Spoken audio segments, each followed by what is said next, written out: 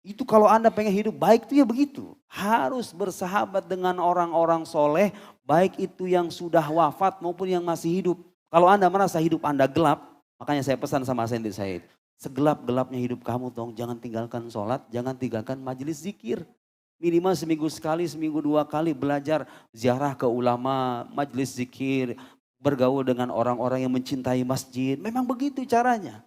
Nah, di antara cara yang lain, bacakan itu kepada anak-anak, ibu semuanya, bacakan kepada saudara-saudara kita, sejarah kehidupan orang-orang mulia ini. Luar biasa. Saya melihat di sejarah kehidupan sahabat itu, setiap sahabat itu punya keunikan tersendiri.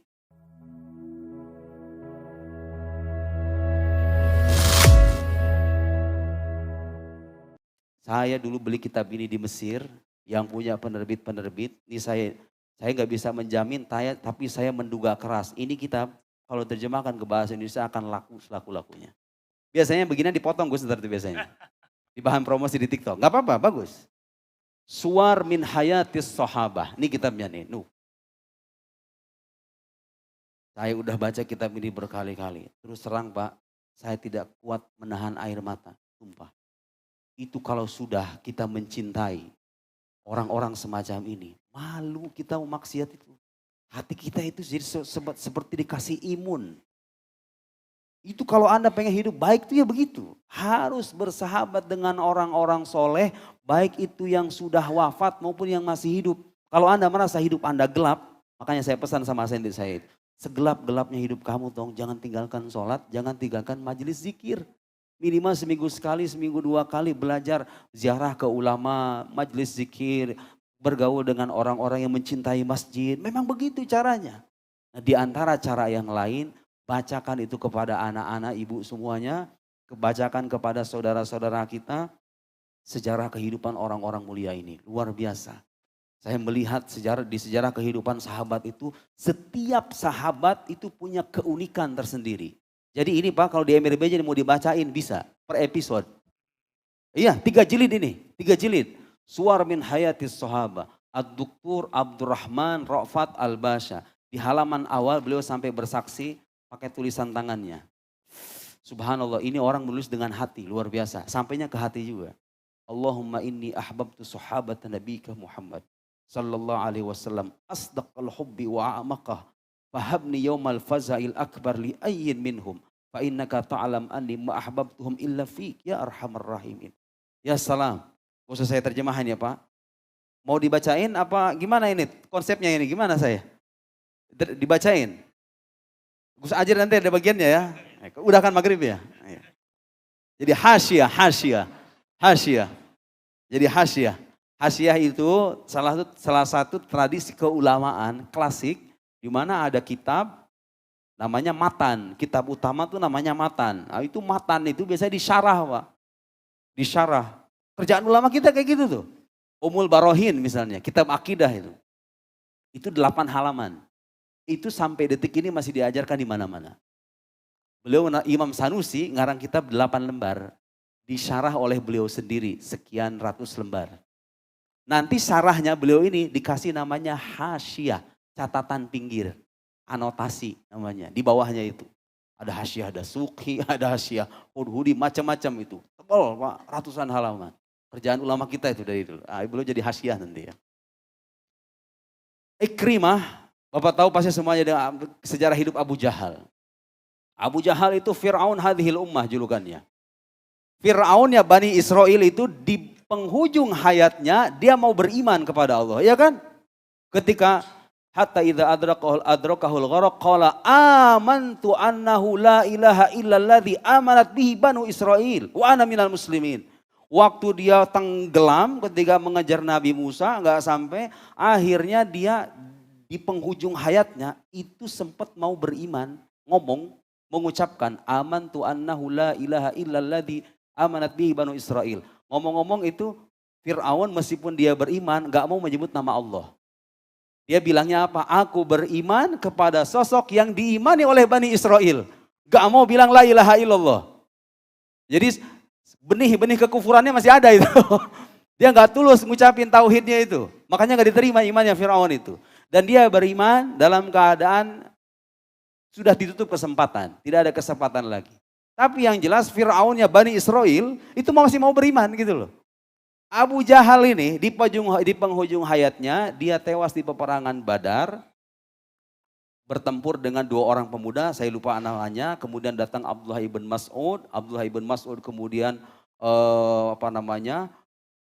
berkata kepada Abu Jahal dalam keadaan dia terkulai lemas di peperangan. Dia nggak berdaya lagi. Karena bagian belakangnya itu disabat pedang. Dia terkulai lemas di bawah tanah. Abdullah ibn Mas'ud. Ngomong-ngomong Abdullah ibn Mas'ud ini dulu yang pernah ditampar sama Abu Jahal. Sampai mental. Karena Abdullah bin Mas'ud ini termasuk sahabat yang perawakannya kurus. Awal man jahara bil Quran. Orang yang pertama kali membaca Al-Quran secara jahar. Itu Abdullah ibn Mas'ud. Ar-Rahman allamal Quran khalaqal insan allamahul bayan. Baca surat Ar-Rahman. Abu Jahal datang gelopak langsung dia terpental. Di kemudian hari ternyata Abu Jahal itu tewas tangan Abdullah bin Mas'ud. Abdullah bin Mas'ud bilang sama Abu Jahal, laqad akhzaka ya adu Allah. Sungguh Allah telah menghinakan kamu wahai musuh Allah. Wa bima akhzani. Jawaban Abu Jahal, wa bima akhzani. Kenapa dia menghinakan aku? Coba itu bayangkan. Orang gak masih dalam keadaan mau mati. Itu masih. Kemudian Abu Jahal bilang, laqadir taqaita murtaqan sa'ba ya ru'ayyal ghanam. Dia bilang sama Abdullah bin Mas'ud dengan sebutan ru'ayyal ghanam. Penggembala kambing yang kerdil. Masih menghina orang. Mau mati, masih menghina orang. Sabat kepalanya tewas Abu Jahal. Fir'aunnya umat Nabi Muhammad itu asyad min Fir'aun Bani Israel. Itu lebih keras para musuhnya ketika Fir'aunnya Bani Israel. Tapi dari Abu Jahal ini lahir seorang sahabat mulia. Yang mungkin sebagian kita tidak tahu atau tidak pernah mengenal sejarah hidup. Kebayang? Dulu keluarganya itu keras memusuhi Nabi Sallallahu Alaihi Wasallam. Bapaknya didengkot orang kafir. Ikrimah di peperangan Badar melihat ayahnya terkulai lemas dan terbunuh di depan mata kepalanya sendiri. Dulunya dia itu membela ayahnya, berperang melawan Nabi karena membela ayahnya. Ketika ayahnya meninggal dia dendam kepada Nabi Muhammad. Karena sahabat-sahabatnya membunuh ayahnya, semakin keras permusuhannya. Di peperangan Uhud, pasukan seperti yang kita pelajari dalam sejarah, bagaimana keadaan terbalik setelah kaum muslim menang, kemudian pemanah-pemanah turun, akhirnya keadaan berbalik. 2 tokoh yang menjadi pahlawan di peperangan itu yang membalikkan keadaan adalah Khalid ibn Al-Walid dan Ikrimah ibn Abi Jahal. Khalid ibn Walid di kemudian hari menjadi Saifullahil Maslul. Ya salam. Khalid bin Walid menjadi panglima. Sampai-sampai diriwayatkan Abu Bakar pernah berkata, la yuhzamu jaisyun fi Khalid ibn Walid. Tidak akan pernah kalah suatu pasukan yang pemimpinnya adalah Khalid ibn Walid. Wah luar biasa sejarahnya. Dulunya merangi kaum muslim, tapi menjadi pahlawan dalam sejarah Islam. Khalid bin Walid dan Ikrimah. Berperang membalikkan keadaan. Singkat cerita, Ikrimah itu sampai ketika Nabi menaklukkan kota Mekah. Kalau Khalid bin Walid itu masuk Islam di pertengahan setelah perjanjian Hudaibiyah dengan Amr bin As. Melihat orang Quraisy ini pelan-pelan kok masuk Islam, Mekah semakin sepi. Itu Khalid bin Walid dan sahabatnya Amr bin As yang membawa Islam ke Mesir. Karena saya hidup di Mesir jadi tahu sejarah. Dulu yang pertama kali membawa Islam ke Mesir dari kalangan sahabat itu Amr bin As. Amr bin As, makamnya ada di sana. Amr bin As dan Khalid bin Walid masuk Islam ketika melihat penduduk Mekah pelan-pelan sudah mengikuti Nabi Muhammad dan mereka semakin sedikit. Akhirnya apa? Mereka terpikir, wah udah kita beriman aja lah. Ada orang-orang kayak gitu Pak, berpikir dengan nalarnya, nggak mungkin ini datang ajaran dengan yang bohong ini. Ini Nabi Muhammad ini betul-betul utusan Tuhan, mereka bersyahadat. Ikrimah ini sampai peristiwa Fathu Makkah itu kalau nggak 10 Hijriah ya, 8 Hijriah afwan. Fathu Makkah jadi ketika orang Islam sudah betul-betul superior. Ratusan ribu orang sudah masuk Islam. Dan Nabi datang ke Mekah untuk menaklukkan kota Mekah. Gak mau berperang. Berdamai. Nabi dengan ratusan ribu sahabatnya datang. Ikrimah itu masih memusuhi kaum muslim. Lihat. Sebegitu kerasnya permusuhannya kepada Nabi Muhammad Sallallahu Alaihi Wasallam. Ketika Nabi datang dengan sahabatnya, ratusan ribu sahabatnya. Ulama beda pendapat berapa jumlahnya. Ada yang mengatakan 124 ribu. Sesuai dengan jumlah Nabi. Seolah-olah sahabat Nabi itu per orangnya itu mempunyai cahaya nubuah. Kemudian datang ke sana, Ikrimah itu termasuk sahabat yang ada 4 orang yang datang melawan. Berani-beraninya gitu loh. Ratusan ribu sahabat datang ke kota Mekah ingin berdamai, mereka ingin mengunjungi Ka'bah, beribadah. Masih ada orang yang melawan. Di antara orang yang melawan itu adalah Ikrimah ibn Jawad, kemudian Sofyan ibn Umayyah dan sahabat-sahabat yang dan tokoh-tokoh yang lain. Yang di kemudian hari di antaranya itu masuk Islam. Nah, kisah Ikrimah ini menarik karena kenapa? Ketika dia itu memerangi kaum muslim yang datang bersama Nabi Sallallahu Alaihi Wasallam, karena orang ini berbahaya, akhirnya apa? Nabi mengumumkan 4 orang. Kamu jumpai 4 orang ini siap, dimanapun kamu jumpai bunuh saja. Karena dia membuat kerusakan. Nabi itu tidak ingin sebetulnya. Islam itu bukan ajaran yang haus darah. Tapi ketika orang membuat keonaran, kalau tidak dibunuh akan menimbulkan kerusakan yang lebih besar, ya mau tidak mau diselamatkan. Akhirnya Ikrimah ini ketika diumumkan dihalalkan darahnya, dia lari ke pantai. Kabur dia, pengen lari ke Yaman. Nah, saya akan menceritakan penggalan kisah itu. Bininya namanya Ummu Hakim. Istrinya itu Ummu Hakim ketika Ikrimah lari ke pantai mau pergi ke Yaman mau melarikan diri. Soalnya dia udah gak punya siapa-siapa lagi. Orang Mekah udah pada masuk Islam, harapannya udah gak ada lagi. Ummu Hakim datang kepada Rasulullah SAW bersama Hindun. Hindun itu Bapak tahu siapa Hindun? Hindun ini istrinya Abu Sufyan. Abu Sufyan termasuk orang dulunya memerangi Nabi Muhammad SAW. Tapi pada peristiwa Fathu Makkah dia masuk Islam. Sampai-sampai Nabi bilang, man dakhala dara Abi Sufyan fahuwa amin. Siapa yang masuk rumahnya Abu Sufyan, dia akan selamat, dijamin. Karena Abu Sufyan masuk Islam meskipun agak belakangan. Tapi yang jelas masuk Islam. Istrinya Hindun ini dulu yang pernah menggerogoti bagian dalaman perut Sayyidina Hamzah. Hamzah bin Abdul Muttalib, sosok yang paling dicintai oleh Nabi setelah istrinya. Yang wafat di tahun yang sama di Amul Huzan. Itu Hindun dulu yang pernah merobek dan kemudian makan hati Hamzah itu. Datang masuk Islam, diterima Islamnya oleh Rasulullah SAW tanpa ada rasa dendam. Sebagai bukti bahwa Nabi Muhammad SAW hatinya itu berbeda dengan hati manusia biasa. Lau anzalna hadzal Qur'an ala jabal la ra'aitahu khashi'an mutasaddian min khasyatillah. Kalau seandainya Al-Quran ini kita turunkan kepada gunung, kalian akan melihat gunung itu hancur lebur. Karena takut kepada Allah. Sekarang Quran turun kepada hati Nabi Muhammad SAW. Yang gunung saja tidak bisa. Nabi Muhammad SAW. Saya akan bacakan sedikit. Mohon bersabar ya Gus ya. Tenang, Gus Ajir udah dari maghrib tadi. Jadi hasya. Cerita, kalau cerita kan demen semuanya. Anak-anakmu juga pada suka kalau cerita itu. Ummu Hakim datang kepada Rasulullah SAW. Ya Rasulullah. Dibilang Ummu Hakim. Oh Hindun. Alhamdulillahilladzi adhara din alladzi ikhtarahu li nafsih. Wa inilah. Hindun itu ketika masuk Islam pakai cadar dia. Malu soalnya. Pernah punya masa lalu sama pamannya Nabi.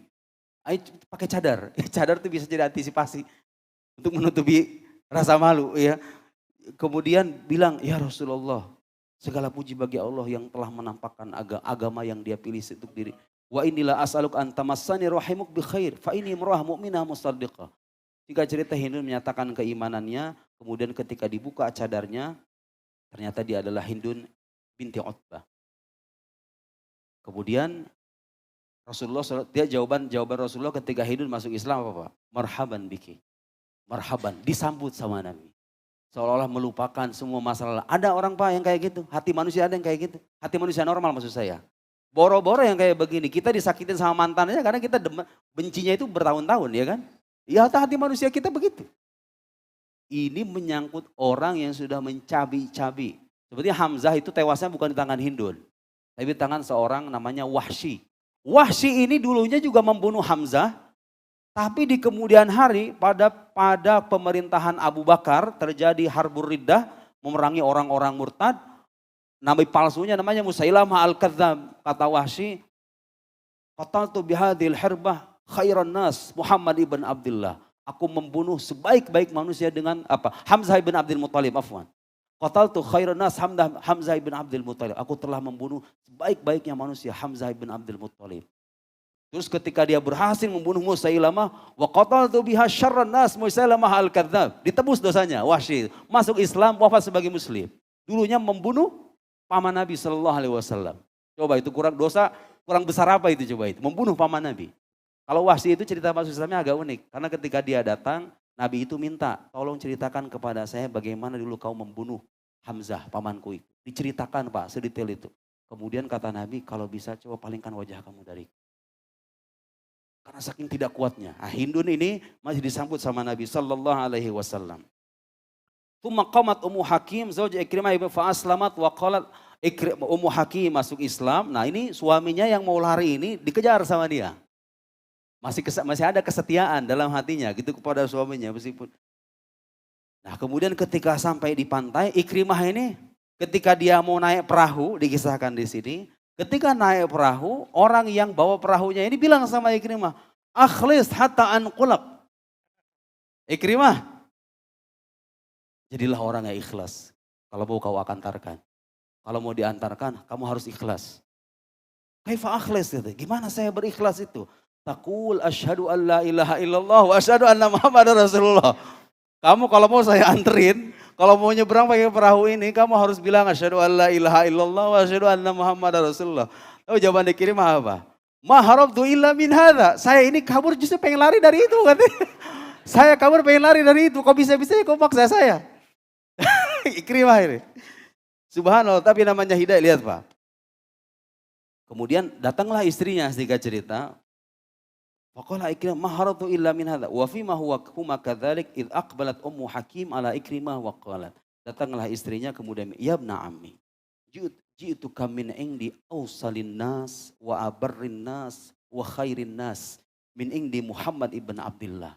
Aku datang kepadamu dari orang yang menyambung tali silaturahim, orang yang paling baik, orang yang paling bijaksana, Muhammad ibn Abdullah. Wa qad ista'mantu laka minhu fa'ammanaka fala tuhlik nafsak. Aku sudah bicara dengan Muhammad dan dia menjamin keamanan kamu. Kamu kalau pengen masuk Islam dijamin sama Nabi itu.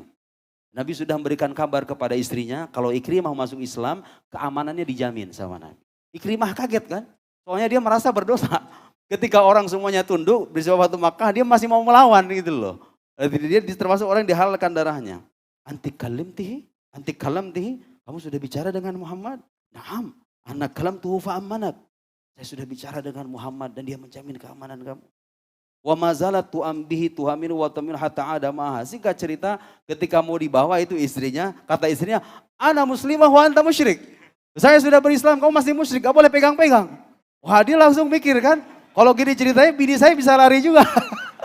Udah mah gak bisa pergi ke tempat tujuan, mau balik istrinya juga udah gak bisa dipegang. Kalau udah masuk Islam. Dia berpikir panjang itu Ikrimah itu. Nabi SAW mengabarkan kepada sahabat-sahabatnya. Karena Nabi menerima wahyu. Sayatikum Ikrimah ibn Abi Jahal mu'minan muhajiran. Akan datang kepada kalian Ikrimah. Ikrimah putra Abu Jahal. Abu Jahal dedengkot orang kafir di zaman Nabi itu. Mu'minan sebagai orang beriman muhajiran dan berhijrah. Fala tasubbu abah. Setelah ini jangan caci maki ayahnya lagi. Fa inna sabbal mayyit yu'dhil hayy wa la yablughul mayyit. Karena mencaci maki yang sudah meninggal itu bisa membuat sakit hati orang yang masih hidup, anaknya ini. Nah, kemudian saya loncat ini. Nah, ketika itu datanglah Ikrimah di hadapan Rasulullah sallallahu alaihi wasallam. Falamma ra'ahun Nabi sallallahu alaihi wasallam wa thaba ilaihi min ghairi ridain farahan bihi. Farahan, Nabi itu gembira menyambut Ikrimah itu. Padahal Pak, kalau diukur pakai hati manusia normal, ini anak dari bapak yang dulu bapaknya ini paling keras permusuhannya kepada Nabi Muhammad Sallallahu Alaihi Wasallam. Anaknya datang pengen masuk Islam, Nabi itu sampai-sampai melepas selendangnya, ingin menyambut Ikrimah dengan penuh kegembiraan. Sallallahu Alaihi Wasallam. Lihat hati seorang Nabi, bukan hati manusia biasa itu. Walamma jalasa Rasulullah waqafa Ikrimah baina yadayhi. Ketika Rasulullah duduk, berdiri menyambut, kemudian duduk, Ikrimah kemudian berkata, "Ya Muhammad, manggilnya masih Muhammad. Ya. Ya Muhammad, inna Ummu Hakim akhbaratni annaka amantani." Ummu Hakim bilang katanya, "Kamu menjamin keamanan saya." Faqala Nabi, "Shadaqta wa anta amin." Betul Ikrimah, kamu aman. Qala ila matad'u ya Muhammad. Muhammad kamu tuh pengen ngajak apa sebetulnya? Sebetulnya Ikrimah tuh tahu loh sebetulnya. Tapi biasa itu basa-basi gitu ya. Kamu tuh pengen ngajak apa sebetulnya? Apa isi dakwah kamu itu? Ad'uka ila an tashhad an la ilaha illallah wa inni abdullah wa rasuluh wa an tuqimas shalah wa an tu'tiyaz zakah, disebutkan rukun Islam. Bersyahadat tiada Tuhan selain Allah, Muhammad utusan Allah, mendirikan sholat, zakat dan seterusnya. Faqala Ikrimah, wallahi ma da'uta illa ila haq. Demi Allah engkau itu menyeru kepada kebenaran, wahai Muhammad. Wa ma amarta illa bi khair. Kemudian Ikrimah, singkat cerita, berkatalah di hadapan Nabi sallallahu alaihi wasallam, qad kunta fina qabla an tad'a ila ma da'uta ilaih wa anta asdaquna haditsan wa abarruna birran. Ini saya ingin berhenti sampai di sini. Orang-orang kafir di zaman Nabi itu sebetulnya tahu Nabi Muhammad itu orang jujur. Mereka itu nggak punya alasan untuk mendustakan Nabi itu. Di penghujung episode kekufuran mereka, ketika mereka mau beriman, itu ngaku. Ikrimah itu ngaku, engkau itu orang yang paling jujur, yang paling baik. Kenapa justru mereka itu berdusta, mendustakan Nabi dan tidak mau beriman? Karena kesombongan. Dan Al-Quran itu merekam itu Pak. Sebetulnya hati mereka itu enggak mendustakan Nabi Muhammad sallallahu alaihi wasallam. Qad na'lamu innahu la yahzunuka alladhi yaqulun fa innahum la yukadzibunaka walakinna adh-dhalimina bi ayatillahi yajhadun. Fa innahum la yukadzibunaka. Mereka itu enggak mendustakan kamu wahai Muhammad. Tahu Nabi Muhammad itu orang jujur. Sampai-sampai di Quran Nabi Muhammad itu disebut dengan istilah lainnya apa? Selain nur, burhan.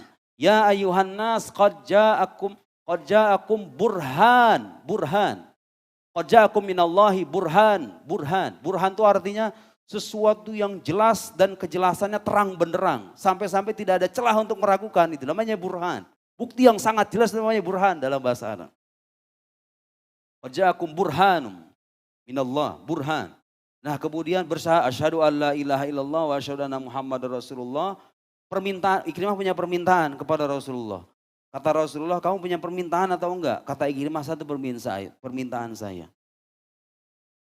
Inni as'aluk an tastaghfiroli kulla adawatin adaitukaha au masirin au du'atu fi au maqamin laqituka fi au kalamin qultuhu fi wajhik au ghaibatik. Intinya Ikrimah minta dimaafkan masa lalunya yang sedemikian panjang, yang gelap itu. Itu kurang gelap apa coba itu? Sekeluarga memusuhi Nabi. Subhanallah, dengan penuh ketulusan dan kejujuran Ikrimah beriman, Rasulullah sallallahu alaihi wasallam sama sekali tidak memandang masalah. Langsung ketika Ikrimah berharap supaya masalahnya diampuni, kata Rasulullah apa? Allahumma gfir lahu kulla adawatin adaniha wa kulla masirin sarafihi ila maudhi'in yuridu bihi itfa'an urik waghfir lahu ma nala min ardi wajhi. Intinya Rasulullah memohon kepada Tuhannya supaya mengampuni Ikrimah. Ikrimah bertekad setelah itu, amma wallah ya Rasulullah la ada'u nafaqatan anfaqtuha fi saddin an sabilillah illa anfaqtu di'afaha fi sabilillah. Rasulullah, aku bertekad semua nafkah yang pernah aku keluarkan demi memerangi agama Allah akan aku keluarkan lebih dari itu untuk membela agama Allah. Ikrimah kemudian bilang wala qitalan qataltuhu saddan an sabilillah illa qataltu di'afahu fi sabilillah. Dan tidak ada peperangan yang aku lalui demi memerangi agama Allah kecuali akan aku balas dengan peperangan aku membela agama Allah. Ikrimah setelah masuk Islam disebutkan dalam banyak riwayat kalau dia megang mushaf, hadza kitab Rabbi, hadza kalamu Rabbi. Melihat Al-Quran dengan cara pandang berbeda. Ini kalam firman Tuhanku, Rabbi. Tuhan pemelihara diriku. Dia menyadari. Jadi orang itu berubah kehidupannya. 180 derajat kalau istilah orang Indonesia di tangan Nabi Muhammad sallallahu alaihi wasallam. Hati yang sudah sedemikian keras, lihat. Hati sekeras apapun, kalau datang dan mendekat kepada Nabi Muhammad sallallahu alaihi wasallam, dia akan tersinari oleh cahaya. Berubah drastis kehidupan Ikrimah ibn Abi Jahal itu. Sampai kemudian di peperangan Yarmuk, peperangan yang sangat terkenal melawan Bizantium Romawi, Ikrimah itu masuk sebagai tentara, sebagai pasukan, komandannya adalah Khalid ibn Walid. Ikrimah karena dia menyadari masa lalunya, dia bertempur habis-habisan. Bagi dia itu adalah episode terakhir hidupnya. Dia bersama 3 kawannya, disebutkan Al-Harith ibn Hisham, Ayyash ibn Abi Rabi'ah, dan Ikrimah ibn Jahal. 3 orang ini. 3 orang ini yang sebelum berperang, dia ngomong dulu. Nanti kalau saya mati tolong kuburkan saya bersama ini. Kalau saya mati tolong kuburkan saya bersama ini. Walhasil setelah peperangan Yarmuk berkecamuk, Ikrimah wafat sebagai syahid di jalan Allah Subhanahu wa ta'ala. Orang yang dulunya itu berada di keluarga kafir dengan kekufuran yang betul-betul dahsyat. Tapi bisa melahirkan keimanan gara-gara apa? Gara-gara kembali dan mendekat kepada Nabi Muhammad Sallallahu Alaihi Wasallam. Pelajaran yang paling berharga dari semua sahabat yang dulu hidupnya gelap. Dan banyak Pak sahabat kayak gini itu ternyata setelah saya baca. Satu persatu itu kisahnya kalau kita ceritakan banyak sekali. Semuanya itu luluh lantah dan berubah drastis hatinya ketika mendekat kepada Nabi Muhammad Sallallahu Alaihi Wasallam.